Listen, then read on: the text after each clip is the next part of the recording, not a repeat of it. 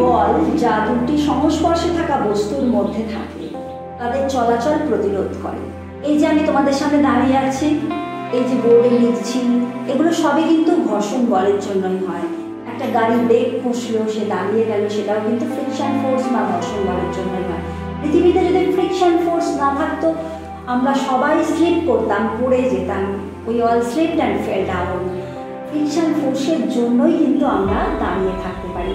যেমন ধরো আমার সামনে এই বলগুলো রয়েছে, ফ্রিকশন ফোর্স কীভাবে কাজ করে দেখো, আমরা যখন এই স্মুথ সারফেসের ওপর বলগুলো দিচ্ছি কত দ্রুত চলে যাচ্ছে। কারণ কি, এই সারফেসের ওপর যে বলটা ফ্রিকশন ফোর্স খুব কম রয়েছে, তাই দ্রুত যাচ্ছে। এটাই যখন আমরা আনইভেন জায়গায় ফেলছি তখন কিন্তু যেতে পারছে না বেশি দ্রুত।